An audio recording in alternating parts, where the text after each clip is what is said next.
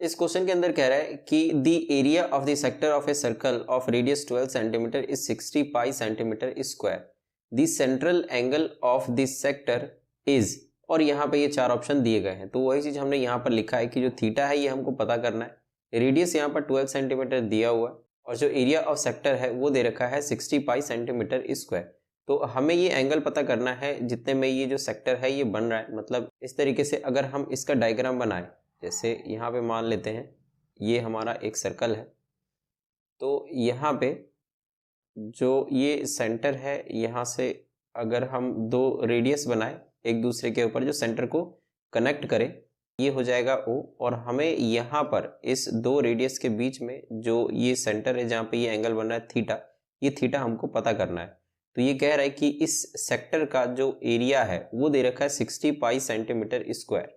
तो हम जानते हैं कि जो एरिया ऑफ सेक्टर है वो क्या होता है, ये है theta upon 360 into pi r square, और यही जो वैल्यू है मतलब ये जो फॉर्मूला है ये है 60 पाई के बराबर, 60 पाई सेंटीमीटर स्क्वायर के बराबर।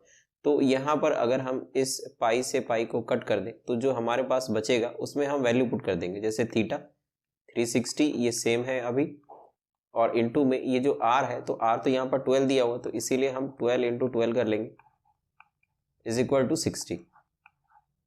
तो यहाँ पर अगर हम इसको कट करें तो ये हो जाएगा 12 3 जा 36 और एक साथ में 0, और अगर हम यहाँ पर इस थीटा को इधर ही रहने दें तो बाकी सारे वैल्यूज को अगर हम राइट साइड पर लेकर आते तो ये हो जाएगा 60 और इंटू में 30 अपॉन में 12।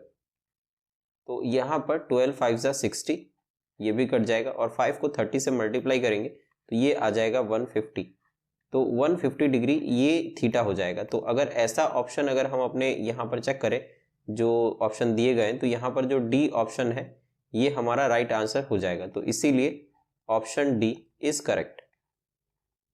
तो इस तरीके से ये जो क्वेश्चन है इसको हम सॉल्व कर लेंगे, और इसी तरीके के बहुत सारे बोर्ड के जो इंपॉर्टेंट क्वेश्चन है वो हमने अपने चैनल पे अपलोड कर रखे हैं। तो आप जाकर और उनको वॉच कीजिए और अपने बोर्ड पेपर जो 2025 के अंदर आने वाला है उसकी प्रिपरेशन कीजिए। तो मिलते हैं नेक्स्ट वीडियो में। Thank you so much.